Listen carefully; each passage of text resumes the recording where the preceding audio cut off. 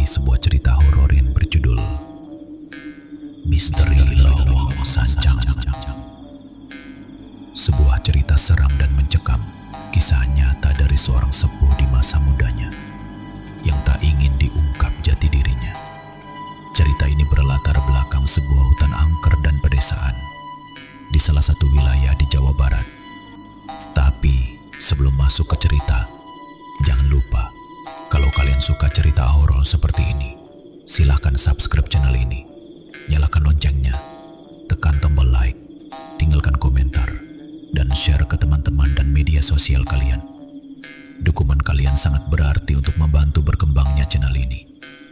Semoga kita semua selalu dalam lindungan Allah Subhanahu wa Ta'ala, diberi kesehatan dan dilancarkan rizkinya. Amin ya Rabbal Alamin. Sekarang kita masuk ke ceritanya.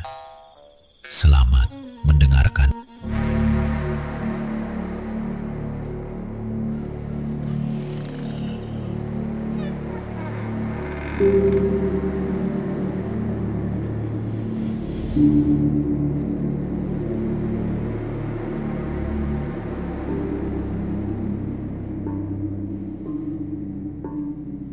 Malam itu angin bertiup pelan, membawa aroma tanah basah setelah hujan sore tadi. Di pendopo kecil yang diterangi lampu minyak, Yuda duduk bersila di hadapan gurunya, Ki Jatmika, sosok sepuh yang dikenal luas karena ilmu kebatinan dan pemahaman tentang rahasia alam gaib. Tatapan mata Ki Jatmika tajam, seolah mampu menembus pikiran siapapun yang ada di depannya. Setelah lama terdiam, ia berkata pelan namun mantap, "Yuda, perjalananmu menuju hakikat tidak akan lagi cukup dengan belajar di sini. Ada satu tempat yang harus kau datangi, Leuweung Sancang." Nama itu membuat Yuda bergidik. Hutan Sancang di pesisir selatan Garut bukan sekadar hutan. Orang-orang percaya tempat itu adalah wilayah yang dijaga makhluk-makhluk gaib. Bahkan disebut-sebut menjadi gerbang menuju alam lain. Ada kisah tentang Maung Sancang, harimau gaib yang menjadi penjaga wilayah tersebut, dan ular raksasa yang hanya muncul untuk mereka yang dianggap melanggar pantangan. Ki Jatmika melanjutkan, suaranya menurun seperti berbisik, "Kau akan berangkat besok pagi. Syaratnya, kau harus berjalan kaki, tidak boleh menumpang kendaraan apapun.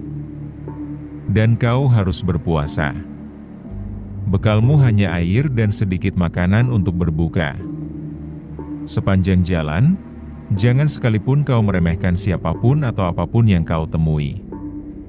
Yuda mengangguk, mencoba menyembunyikan degup jantungnya yang semakin kencang.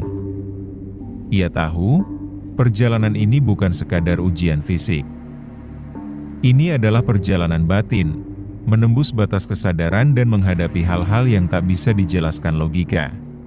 Ki Jatmika lalu memberikan sebatang tongkat kayu hitam berukir halus. "Tongkat ini akan menjadi kawanmu di perjalanan. Gunakan hanya bila benar-benar terpaksa." Malam itu, sebelum pulang, Yuda sempat melihat tatapan gurunya yang aneh, seperti menyimpan sesuatu yang tidak diucapkan. Seakan perjalanan ini punya resiko yang jauh lebih besar dari yang ia bayangkan. Di luar, hujan mulai turun rintik-rintik. Angin membawa bisikan yang sulit dimengerti. Namun entah kenapa, Yuda merasa hutan Sancang sudah menunggunya. Fajar baru saja menyingsing ketika Yuda meninggalkan rumahnya. Udara pagi terasa lembab, aroma tanah basah bercampur wangi dedaunan yang masih mengembun. Ia menggantungkan kantong kain kecil berisi sebotol air dan sepotong roti kering di bahunya. Di tangan kirinya, tongkat hitam pemberian Ki Jatmika menjadi penopang langkah. Jalanan desa masih sepi. Hanya terdengar suara ayam berkokok dan sesekali lolongan anjing di kejauhan. Yuda melangkah mantap, mencoba mengusir rasa ragu.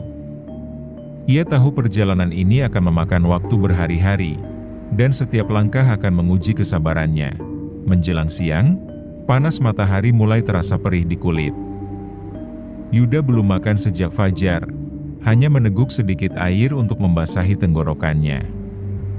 Ia terus berjalan melewati hamparan sawah dan perbukitan kecil. Orang-orang yang ditemuinya kadang memandang dengan heran, seorang pemuda berjalan jauh dengan pakaian sederhana, berpeluh, namun tetap melangkah tanpa ragu. Sore hari, langkahnya mulai berat. Ia tiba di sebuah jalan setapak yang membelah hutan bambu. Di sana, suasana berubah. Udara terasa lebih dingin, dan suara angin seperti berbisik. Dari sudut matanya, Yuda merasa ada yang mengintai di antara batang-batang bambu. Ia berhenti sejenak, mengatur napas. Tiba-tiba, dari arah belakang terdengar suara langkah kaki. Pelan, berat, dan teratur. Yuda menoleh. Tapi jalan yang tadi ia lalui kosong. Hanya dedaunan yang bergoyang pelan. Ia mencoba mengabaikannya dan kembali berjalan, namun suara langkah itu kini terdengar mengikuti, persis di belakangnya, sampai akhirnya, krek.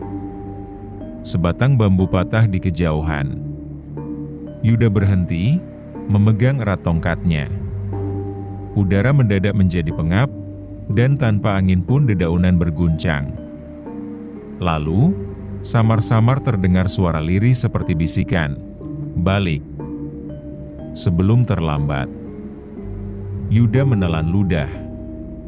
Ia tahu, ini baru awal. Perjalanan menuju Leuweung Sancang benar-benar sudah dimulai.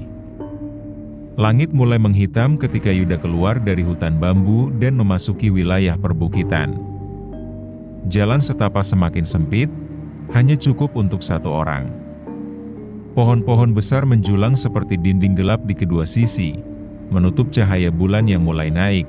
Perutnya mulai berontak, tapi ia menahan diri. Puasa bukan sekadar menahan lapar, melainkan juga menjaga niat dan pikiran. Bekal rotinya masih utuh di kantong, itu hanya akan dimakan saat benar-benar darurat. Langkahnya makin gontai. Beberapa kali ia hampir tersandung akar pohon yang menyembul dari tanah. Hingga akhirnya ia sadar, ia sudah jauh dari pemukiman. Tidak ada rumah, tidak ada lampu. Hanya suara hutan yang hidup, jangkrik, burung malam, dan sesekali lolongan aneh yang bukan milik anjing. Yuda memutuskan mencari tempat aman untuk beristirahat. Ia menemukan sebuah pohon besar dengan cabang yang rendah.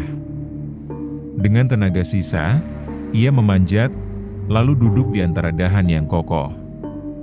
Dari ketinggian, ia bisa mengamati jalan setapak di bawah yang diselimuti kabut tipis. Malam semakin larut. Udara dingin menusuk tulang. Yuda mencoba memejamkan mata, tapi telinganya justru menangkap suara-suara yang membuat bulu kuduknya berdiri. Seras. Seras. Seperti sesuatu yang merayap di semak. Kemudian, samar-samar terdengar suara langkah. Tidak cepat, tidak lambat, seolah kaki telanjang menyentuh tanah basah. Lalu, sebuah bayangan melintas di bawah pohon. Tingginya tak wajar, bahunya lebar, dan cara berjalannya membungkuk. Dari kegelapan, Yuda hanya bisa melihat siluetnya, tapi sorot matanya merah, menyala seperti bara. Bayangan itu berhenti tepat di bawah pohonnya. Diam. Tidak bergerak. Hanya menengadah, seperti tahu ada seseorang di atasnya. Yuda menahan napas. Detik-detik terasa seperti jam.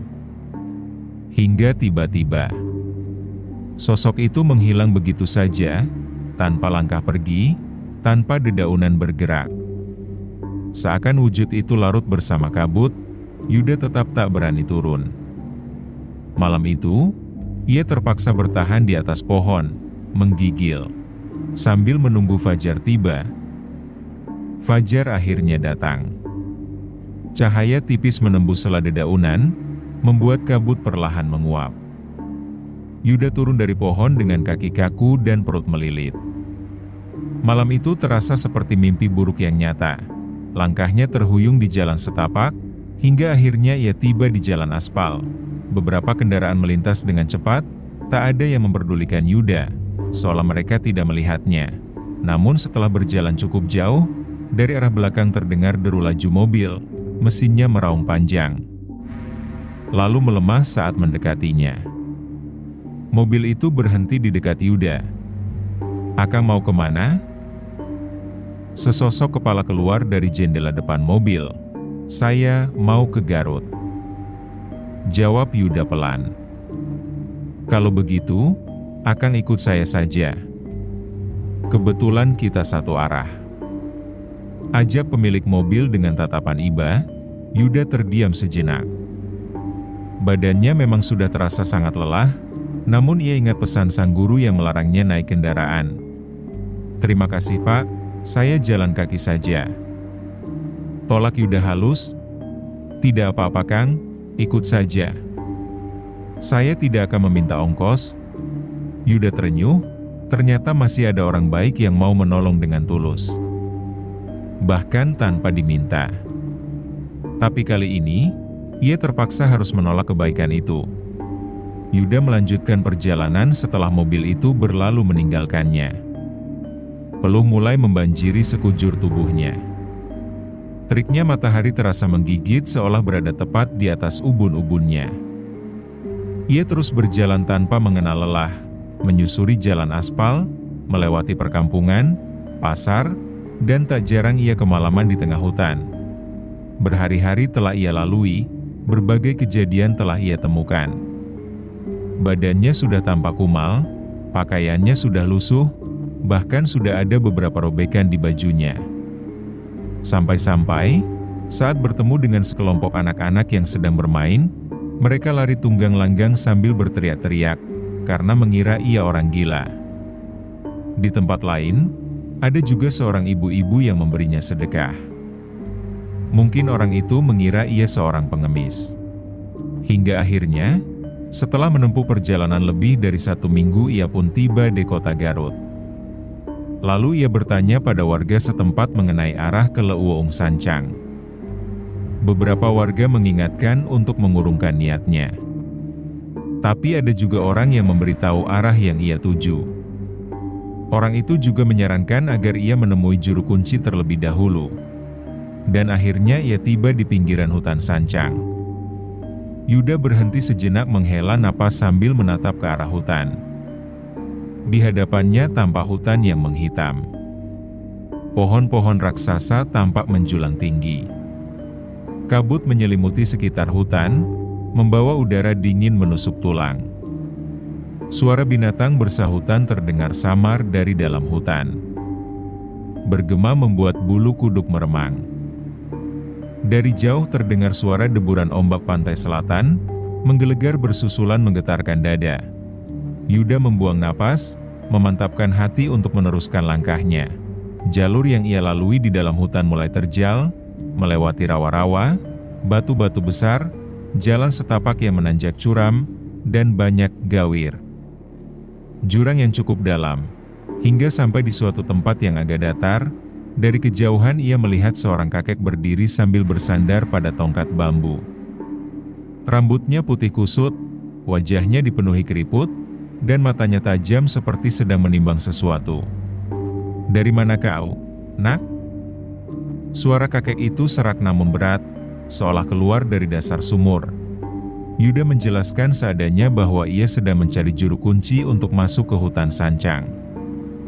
Kakek itu hanya tersenyum tipis, lalu menatap lekat ke arah hutan di belakang Yuda. "Kau sudah melewati jalur yang tak banyak orang selamat di sana. Kau beruntung tidak dipanggil untuk tinggal," gumamnya. "Entah untuk siapa." Yuda menelan ludah. "Maksudnya, dipanggil untuk tinggal?" tanyanya ragu. Kakek itu tidak menjawab. Ia hanya menunjuk tongkatnya ke arah utara. "Kalau kau mau sampai dengan selamat, ikuti jalur Batu Pipih. Jangan sekalipun belok ke kanan, walau terdengar ada orang memanggil." Yuda mengangguk, tapi saat ia hendak melangkah, kakek itu menambahkan, "Kalau kau merasa diikuti, jangan menoleh." Nada suaranya begitu serius hingga Yuda merinding. Ia melanjutkan perjalanan sesuai petunjuk, tapi rasa penasaran dan ketakutan bercampur di dadanya. Apalagi, tak lama setelah ia berjalan, langkah-langkah samar terdengar dari belakang. Lambat, berat, seperti mengikuti iramanya, Yuda mencoba mengabaikan. Tapi suara itu semakin dekat. Dan kemudian terdengar pelan, tepat di telinganya. "Nak, lihat aku sebentar." Suara itu begitu dekat, seolah berbisik tepat di belakang telinga Yuda. Napasnya tercekat, bulu kuduknya menegak. Ia mengingat pesan kakek tadi, jangan menoleh. Langkahnya dipercepat, tapi tanah setapak penuh akar membuatnya harus hati-hati. Di sela-sela suara langkahnya sendiri, ia masih mendengar langkah lain yang mengikuti. Kadang terdengar di belakang, kadang di samping. Seperti ada yang berjalan bersamaan namun tak terlihat. Sesekali, dari sudut matanya, ia menangkap bayangan gelap yang bergerak cepat di antara pepohonan. Bentuknya besar, tidak tegak seperti manusia, tapi juga bukan hewan biasa. Yuda mulai berdoa dalam hati, mencoba menenangkan diri. Namun tiba-tiba, angin dingin bertiup dari belakang, membawa aroma tanah basah bercampur anyir. Yuda menahan napas. Dalam hening itu, suara berbisik kembali terdengar, kali ini lebih jelas. "Kalau kau tak menoleh, aku akan terus mengikutimu." Ia berusaha fokus pada jalur batu pipih yang disebut kakek tadi. Tapi jalan itu makin sempit, diapit semak berduri dan pepohonan rapat. Daun-daun bergerak sendiri, meski angin hanya berhembus pelan. Lalu, di kejauhan, ia melihat sebuah batu besar berlumut, bentuknya menyerupai kepala macan. Saat ia mendekat, entah kenapa bayangan yang menguntitnya berhenti. Suara langkah itu menghilang, berganti dengan suara desir daun. Dan sepasang mata kuning redup yang menatap dari kegelapan. Yuda membeku di tempat. Mata itu tidak berkedip. Tatapannya berat. Seolah menilai apakah ia pantas melanjutkan perjalanan atau tidak. Mata kuning itu masih menatap Yuda, tak bergeming. Suasana terasa berat, seakan udara di sekitarnya berhenti bergerak. Yuda mengingat wejangan gurunya. Jangan menantang, jangan melawan. Hanya hormat, lalu lanjutkan. Pelan-pelan, ia menunduk dalam, memberi salam dalam hati. Ketika ia mengangkat kepala, mata itu perlahan menghilang di balik kegelapan semak. Angin kembali berhembus, seakan memberi tanda jalan telah terbuka. Yuda melangkah lagi, menyusuri jalur tanah yang licin. Semakin ke dalam, suara-suara hutan berubah. Bukan lagi kicau burung, melainkan suara-suara samar seperti bisikan jauh, kadang terdengar seperti orang memanggil namanya. Sampai akhirnya, ia tiba di sebuah perbatasan hutan yang berbeda. Pohon-pohon di sini jauh lebih besar, akar-akarnya menjalar seperti ular raksasa, dan batangnya dipenuhi lumut tebal. Bau tanah basah dan dedaunan tua memenuhi udara. Di tengah jalur, berdiri seorang lelaki tua mengenakan ikat kepala hitam dan baju kampret lusuh. Tubuhnya kurus, namun sorot matanya tajam. Ia berdiri dengan tangan bersedekap, seolah menunggu. "Kau orang yang diutus Ki Jatmika itu?" Tanyanya tanpa basa-basi. "Iya, Ki. Saya mencari juru kunci sancang," jawab Yuda. "Kalau begitu, ikuti aku. Tapi jangan sekalipun kau menyentuh apapun di kiri dan kanan jalan. Di sini, bukan semuanya yang tampak adalah pohon." Yuda menelan ludah. Ia mengikuti lelaki tua itu melewati jalur sempit yang diapit akar besar. Kadang, dari sudut mata, ia melihat bentuk seperti tangan pucat merambat di batang pohon. Namun setiap kali ia menoleh, yang terlihat hanyalah lumut basah. Perjalanan terasa panjang, Hingga akhirnya mereka tiba di sebuah pondok kecil beratap rumbia, berdinding anyaman bambu dan ada sebuah kolam ikan kecil di sampingnya. Lelaki tua itu berkata dengan nada datar, "Aku adalah juru kunci. Istirahatlah malam ini. Besok, baru kau masuk ke sancang." Namun malam itu, Yuda tak bisa tidur nyenyak. Dari luar pondok, ia mendengar suara berat napas seekor binatang besar. Kadang diiringi geraman pelan. Seperti ada yang mengitari tempat itu. Tengah malam, Yuda terbangun oleh suara percikan air dari kolam di samping pondok. Bulan hanya setengah, sinarnya redup tertutup kabut tipis. Dari balik anyaman bambu, ia mengintip. Sosok besar berbulu lebat sedang berjongkok di tepi air. Bahunya lebar, tubuhnya berotot, dan ekornya panjang. Saat makhluk itu menengadah, Yuda terperanjat. Wajahnya bukan wajah manusia, melainkan seekor harimau loreng dengan taring panjang, mata kuning menyala. Tubuh Yuda membeku. Makhluk itu menatap ke arah pondok, seperti menyadari sedang diperhatikan. Tepat sebelum Yuda mundur, lelaki tua juru kunci muncul dari kegelapan, berdiri di belakang makhluk itu. Ia meletakkan tangannya di kepala sang macan. "Tidurlah. Waktunya belum tiba," bisik si juru kunci dengan nada seperti orang meninabobokan anak kecil. Makhluk itu mendengus pelan, lalu berjalan perlahan masuk ke hutan. Yuda segera meringkuk di sudut pondok, napasnya tersengal. Keesokan paginya, udara terasa berbeda. Tidak ada kicau burung, tidak ada suara serangga.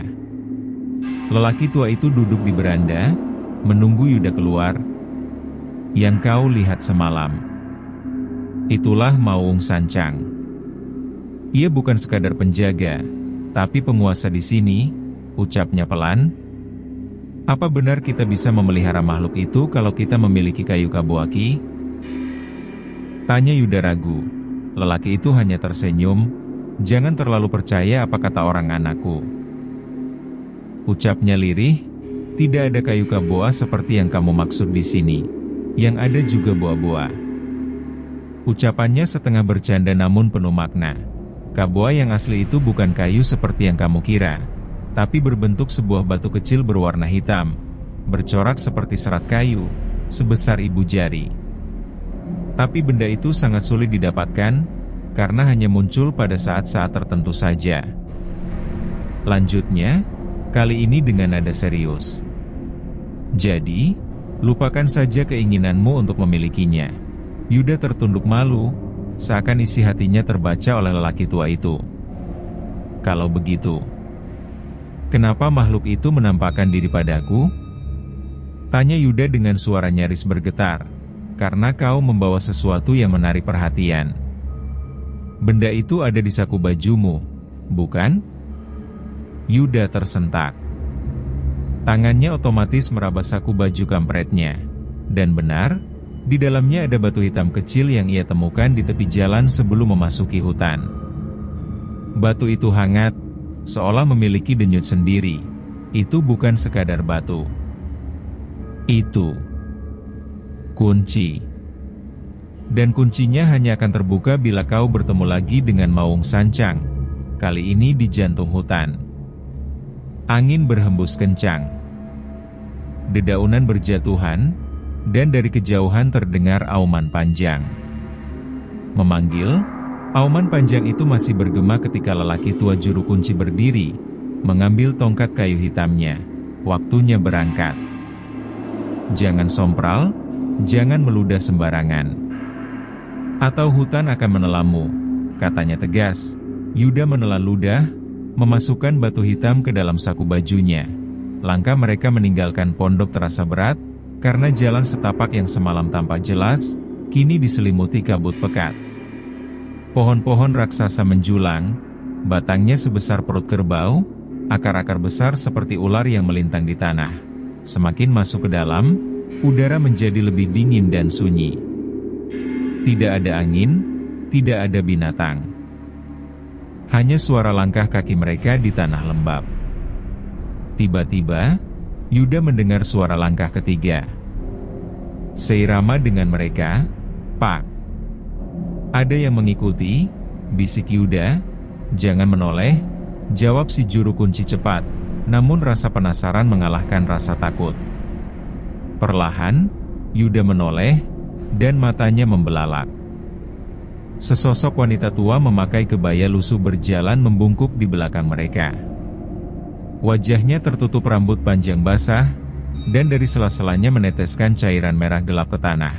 Wanita itu berhenti begitu Yuda melihatnya, lalu mengangkat kepalanya sedikit. Senyumnya lebar. Terlalu lebar. Lelaki tua itu segera menggerakkan tongkatnya, menggores tanah membentuk simbol aneh. Seketika wanita tua itu mengeluarkan suara melengking dan menghilang menjadi kabut tipis. "Bukan dia yang kita cari. Tapi dia adalah peringatan," ucap si juru kunci dengan napas berat. Tak lama kemudian, mereka sampai di sebuah celah batu besar. Di sanalah jantung Sancang berada. Dari dalam celah, terdengar suara detak jantung pelan tapi dalam. Seolah hutan itu sendiri hidup dan sedang menunggu mereka masuk. Yuda melangkah masuk ke celah batu itu dengan hati-hati. Udara di dalam terasa berbeda, lembab, namun beraroma wangi daun yang membusuk. Cahaya dari luar semakin redup, dan hanya semburat tipis yang menembus sela-sela akar gantung. Juru kunci berjalan di depan, tongkatnya memukul tanah 3 kali di setiap langkah, seperti memberi tanda pada sesuatu yang tak terlihat. Yuda mengikuti dengan napas memburu, sampai mereka tiba di sebuah lapangan kecil yang dikelilingi pohon beringin raksasa. Tiba-tiba, angin berhembus kuat, meski langit tertutup rapat oleh kanopi hutan. Daun-daun kering berputar di udara, lalu jatuh satu persatu. "Sunyi kembali, jangan bergerak," kata si juru kunci. Dia sudah datang. Yuda merasakan bulu kuduknya berdiri. Dari kegelapan di antara akar-akar beringin, sepasang mata kuning menyala menatapnya. Tatapan itu begitu dalam, seakan menembus isi kepalanya. Perlahan, sosok itu muncul, seekor harimau besar. Tubuhnya panjang semampai, bulunya mengkilap dengan garis-garis kuning dan hitam berselang. Setiap langkahnya nyaris tak bersuara, namun tanah bergetar halus. Lodaya. Harimau itu berhenti hanya 3 langkah dari Yuda. Nafasnya berat, hangat, dan bercampur bau tanah basah. Kepalanya menunduk sedikit, lalu mengeluarkan suara geraman rendah yang membuat dada Yuda bergetar. "Jangan takut. Dia bukan musuh jika kita hormat," bisik juru kunci. Dengan gemetar, Yuda menundukkan kepala. Sesaat, Maung Sancang hanya diam, lalu mengitari mereka perlahan. Saat ekornya melintas di hadapan Yuda, ekor panjang sebesar tangan orang dewasa, dan berbulu lebat itu hampir menyentuh wajahnya. "Keluarkan batu itu," ucap juru kunci setelah harimau itu kembali di hadapannya. Perlahan Yuda mengeluarkan batu hitam itu, dan mengulurkan tangannya ke hadapan harimau itu. Maung Sancang, yang sejak tadi mengawasi, kini duduk dengan kepala menunduk, sebuah tanda penghormatan yang aneh untuk sebuah benda sebesar biji rambutan yang dibawanya. Yuda menelan ludah, menyadari betapa dalamnya aturan di dunia gaib hutan ini. Sesaat batu hitam di telapak tangan Yuda berkilau mengeluarkan cahaya aneh, lalu kembali seperti semula. Maung Sancang mengangkat kepalanya, lalu menatap tepat ke mata Yuda. Saat tatapan itu terkunci, Yuda merasa seolah terhisap ke dalam pusaran kegelapan.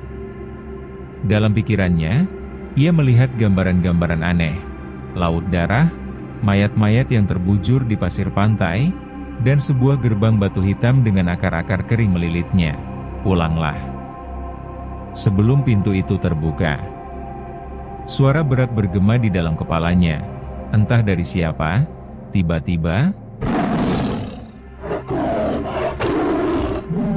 Maung Sancang mengaum keras, dan dalam sekejap, wujud harimau lodaya itu menghilang, berganti dengan gumpalan asap tipis. Angin tiba-tiba bersiut, mengikuti gumpalan asap yang melesat pergi dan menghilang ke arah celah akar beringin tempat ia muncul tadi. Yuda dan juru kunci pun bergegas pergi, tapi sebelum melangkah keluar dari lapangan kecil itu, Yuda menoleh sekali lagi. Mauung sancang itu sudah tidak ada, hanya meninggalkan udara seperti kabut yang terurai. Langkah Yuda terasa berat saat meninggalkan tempat itu, tapi ia tahu, ia telah melewati sesuatu yang tak semua manusia diizinkan untuk melihatnya.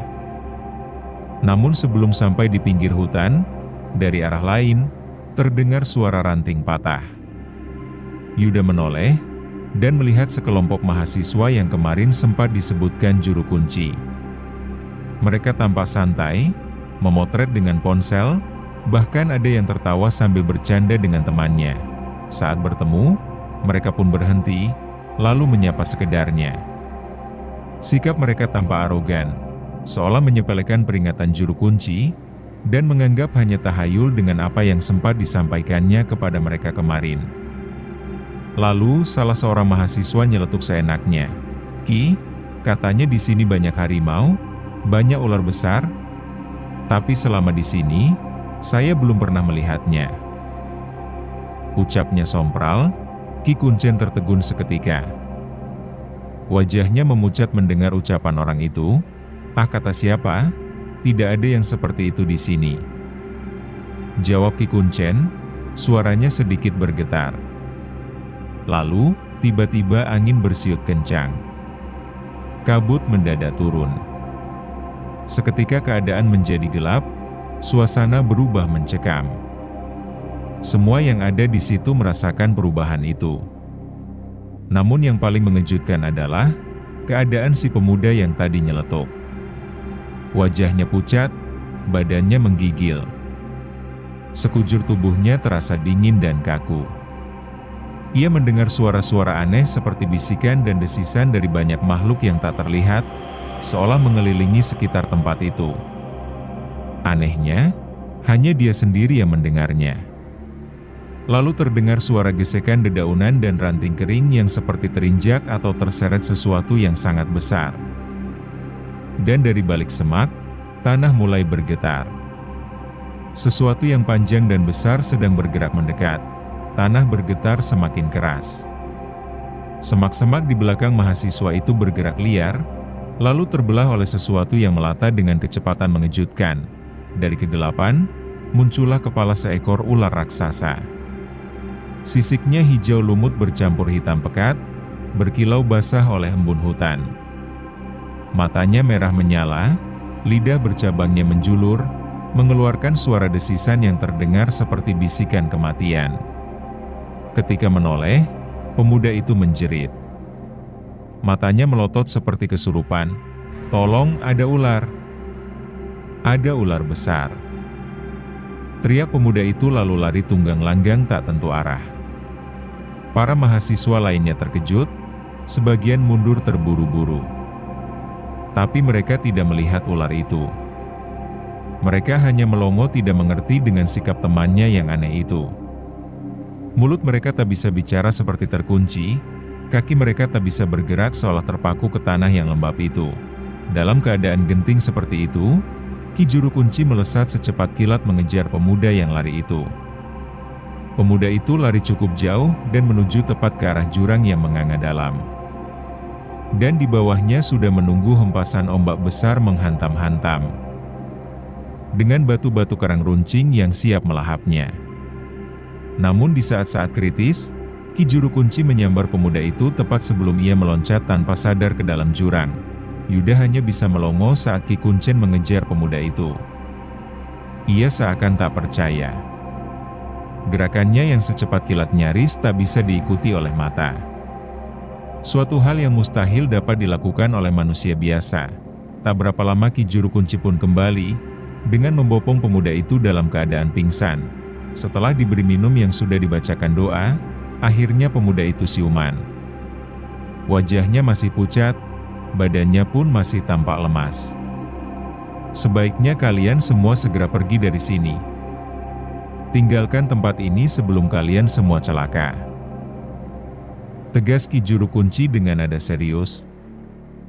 Itu bukan ular biasa, ujar Juru Kunci setelah para mahasiswa itu pergi. Suaranya terdengar tegang. Dia penjaga batas terakhir. Yuda mengangguk pelan. Ia tidak melihat ular itu.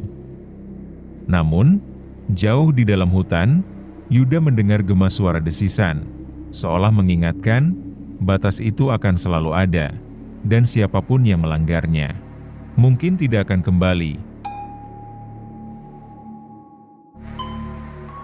Matahari sudah hampir tenggelam di ufuk barat ketika Yuda dan Juru Kunci akhirnya keluar dari jalur hutan. Nafas Yuda terengah, kaki penuh lumpur, dan wajah pucat. Pikirannya masih kacau seperti baru terbangun dari mimpi buruk, setelah terjebak dalam kengerian yang tak pernah ia bayangkan. Malamnya, di dalam pondok, Juru Kunci duduk bersila menghadap Yuda. Di tangannya, sebuah tasbih yang menyala mengeluarkan cahaya putih kehijauan, terus berputar di antara jari jemarinya yang kurus. Ia memandang Yuda dengan tatapan yang sulit diartikan, lalu berbisik pelan, "Jangan pernah kembali ke sana." Bahkan menyebut namanya saja bisa mengundang mata-mata yang tidak terlihat. Yuda hanya tertunduk di hadapan Ki Juru Kunci.